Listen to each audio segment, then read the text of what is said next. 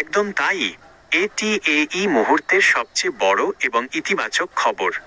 দীর্ঘ অচলাবস্থা ও আইনি জটিলতা কাটিয়ে অবশেষে বাংলাদেশি কর্মীদের জন্য আবারও উন্মুক্ত হয়েছে মালয়েশিয়ার শ্রমবাজার।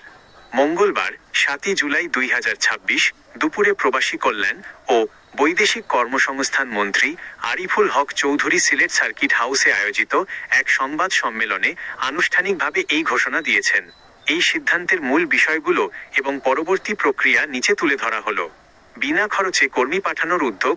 সরকার আশা করছে আগামী ১ থেকে ২ মাসের মধ্যে সম্পূর্ণ বিনা খরচে জিরো কস্ট মালয়েশিয়ায় কর্মী পাঠানো শুরু করা সম্ভব হবে।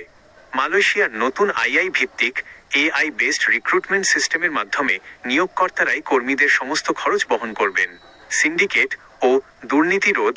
অতীতের তিক্ত অভিজ্ঞতা থেকে শিক্ষা নিয়ে এবার আর কোনো নির্দিষ্ট সিন্ডিকেট সুবিধা পাবে না।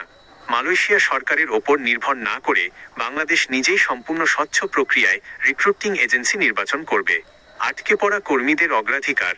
২০২৪ সালের জুনে বাজার বন্ধ হওয়ার কারণে যে ৭,৮৭৩ জন কর্মী ভিসা ও সব প্রস্তুতি থাকার পরও যেতে পারেননি, তাদের পাঠানোর দায়িত্ব দেওয়া হয়েছে সরকারি জনশক্তি রপ্তানিকারক সংস্থা বয়েসেল BOESL-কে।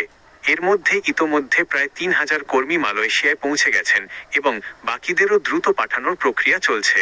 পটভূমি। এর আগে অনিয়ম ও অতিরিক্ত অভিবাসন খরচের অভিযোগে ২০০৮, ২০১৮ এবং সর্বশেষ ২০২৪ সালের ১ জুন থেকে বাংলাদেশি কর্মীদের জন্য মালয়েশিয়ার শ্রমবাজার বন্ধ হয়ে গিয়েছিল। সম্প্রতি দুই দেশের উচ্চ পর্যায়ের দ্বিপাক্ষিক আলোচনা ও সফল কূটনৈতিক তৎপরতার পর এই জটিলতার অবসান ঘটল।